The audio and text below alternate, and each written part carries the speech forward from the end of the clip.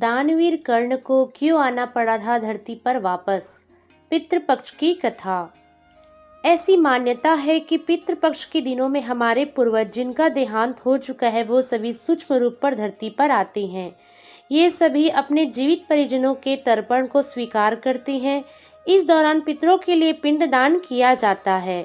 लोग अपने पितरों के लिए श्रद्धा और प्रेम से दान करते हैं। इन दिनों में पिंडदान, तर्पण, हवन और अन्नदान का मुख्य रूप से तर्पण किए जाते हैं। ये दिन पितरों को समर्पित होते हैं। श्रद्धा से किया गया कर्म श्राद्ध कहलाता है। भाद्रपद की पूर्णिमा से आश्विन कृष्ण की अमावस्या तक कुल 16 दिन तक श्राद्ध करते रहते हैं। इन 16 दिनों के लिए हमारे पूर्वज पितृ सूक्ष्म रूप से हमारे घरों में विराजमान होते हैं। यह एक पौराणिक कथा प्रसिद्ध है कि जब महाभारत के युद्ध में दानवीर कर्ण की मृत्यु हुई तो इनकी आत्मा निकलकर स्वर्ग पहुंच गई। वहां पर कर्ण को नियमित रूप से भोजन के बजाय सोना और गहने दिए जाने लगे।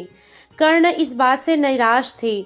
उन्होंने इंद्रदेव से इसका कारण पूछा। तब इंद्र ने कर्ण को बताया कि हे कर्ण, तुमने अपने पूरे जीवन में केवल धन का दान किया है, परंतु पूर्वजों के निमित्त कभी भी अन्नदान नहीं किया है। इस कारण तुम्हें खाने के लिए केवल सोना ही दिया जा रहा है। इसलिए हे कर्ण, इसी कारण तुम्हें यह सजा मिली है। यह तुम्हारी ही दान का फल है। कर्ण इस बात को सुनकर निराश हुए और इंद्रदेव से प्रार्थना करने लगे कि हे प्रभु, मुझे कुछ समय की अवधि दीजिए ताकि मैं अपनी गलती को सुधार सकूं और स्वर्ण के साथ साथ अन्न धन का भी दान कर सकूं। इंद्र देवता बोले कि हे कर्ण, मैं तुम्हें 15 दिन की अवधि देता हूँ। तुम भूलोक पर जाकर अन्न का दान करो।